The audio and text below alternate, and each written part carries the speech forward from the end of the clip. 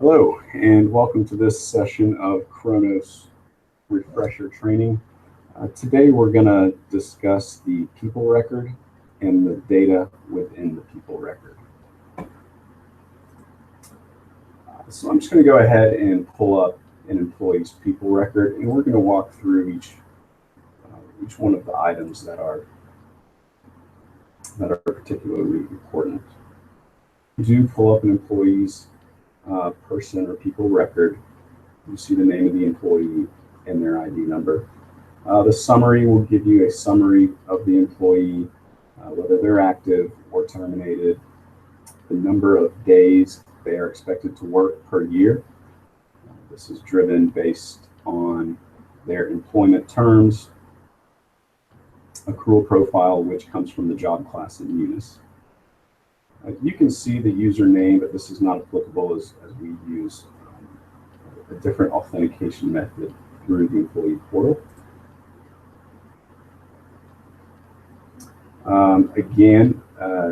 This employment status effective date will show you the effective date that the employee was active. Typically, we would like to see this be the higher date. Sometimes delays in processing can ultimately affect this date if it comes over in a locked period. So if you can see an employee during a certain date, but you can't see them during another date, go check this employment status to see what date is reflected there. Next, accruals and leave are just going to state what accrual profile the employee has. Their profile has all of the policies built up into it, so 240-day, 190-day, 170-day, all of those profiles have the applicable policies rolled up.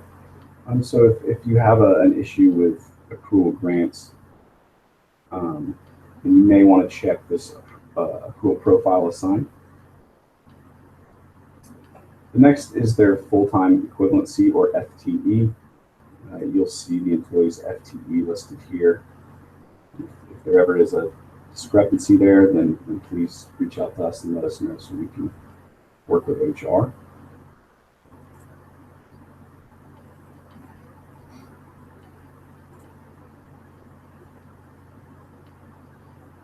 The rest of these don't really contain any pertinent information except for the person's dates. So the person's date will show you the date of hire and the override date. Now, the reason that this override date is important is this is the employee's accrual date of hire. So in this scenario, the employee was hired on December 15th, 2014 in a role or position that was not benefit eligible.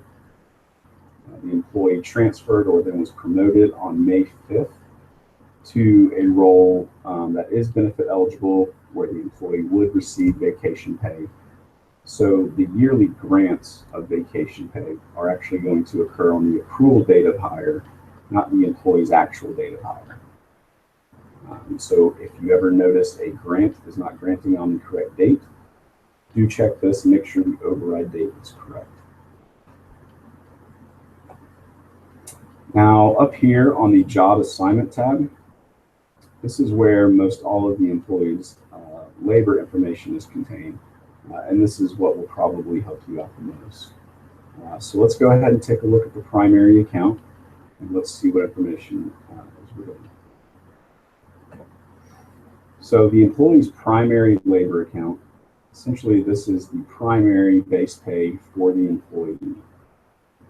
As you can see, we have location, job class, pay code, group bargaining unit, supervisor name, and then these last two fields, they may be used here in the near future, but aren't quite important.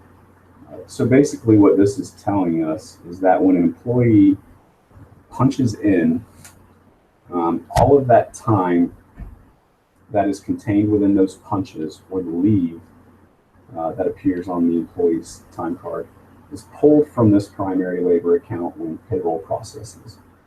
So Your typical punch in and punch out, punch in and punch out will always come from this account. That is very important to understand, especially with added jobs and job transfers. The reason it's so important for an added job to have the job class and the work rule transfer applied is that when payroll begins processing, it ensures that those funds come out of the account associated with the added job class. So if for some reason that is not done or it's not done correctly, then the pay the employee receives will always default to this primary labor account. So please ensure that job transfers for added jobs are being done correctly, as I'm sure the home school or home department would not be too happy paying for that time. Okay, so that's the primary account tab. Let's go on down to the timekeeper tab. So this timekeeper tab shows us what type of employee it is, whether they're full-time, permanent, full-time, hourly, or temporary. So there are a few other types of employees, but we can see this employee is full-time, permanent. Due to their FTE, they are expected to work a daily 8.0 hours in a 40-hour week. So please do note that all employees' FTEs are spread across a week.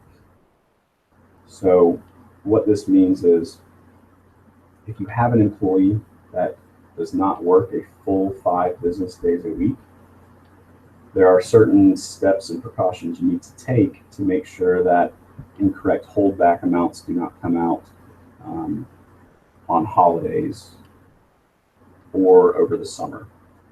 So keep that in mind, that is a CCSD business rule, not just Kronos. It deals with Munis and everything else. An employee's FTE is calculated out into the expected daily hours that they should work. Now the pay rule is something that's very important. What the pay rule does is it determines how the employee's pay calculates.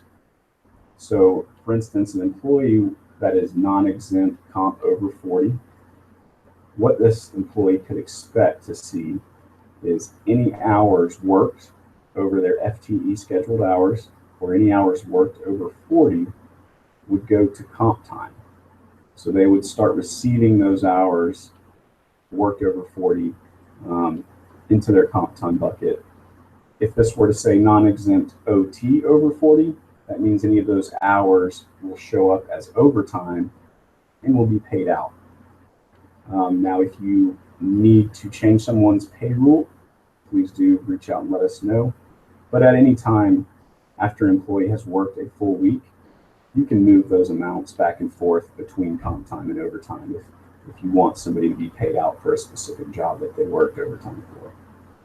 So please do see the video that covers moving amounts if you do need to do that. The next item we have is the employee's badge number. And we can see that badges are issued often. So if an employee does receive a message at a clock that says unknown home employee, it's a good idea to look at what their badge number is in reference to their actual badge number. So what we see here is a 7-digit badge number in Kronos. Basically, you want to look at the last 5 digits and make sure that matches the employee's badge. So 06400 is the employee's badge number. Just as this employee's badge number is technically 58727. So if there's ever a discrepancy there, please do reach out to us or reach out to your security team to figure out which badge is applicable. If you do have multiple active working badges, please be sure you do destroy one of those and notify security.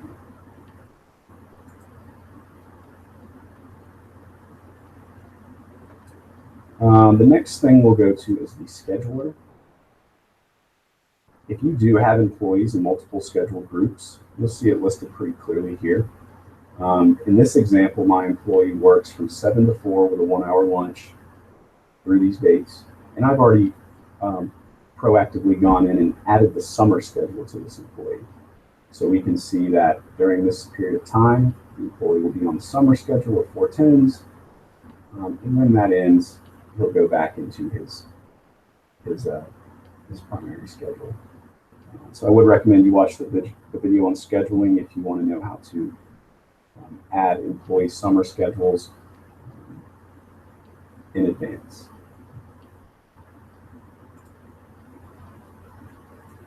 Access profiles just show you what kind of employee this is. This employee is considered a bookkeeper. So they do have a manager access profile and a manager display profile.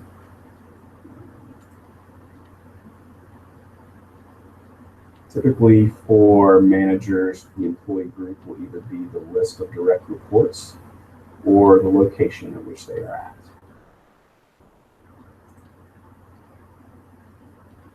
And a manager role schedule just gives you what schedule access the employee has. So again, this is the employee's people record, and it contains labor assignment data from Unis. Again, a couple of the big ticket items. One is the badge number. Always a good idea to validate badge numbers are correct when there's an error at the clock. Next is the pay rule. Please be sure you do request that we default your employees to whatever pay rule the employee's actual supervisor is requesting. And then remember the primary account. Anything that is not a job transfer or an added job will be charged to the employee's primary labor account. If you have any questions, please feel free to reach out to Kronos support. Thank you.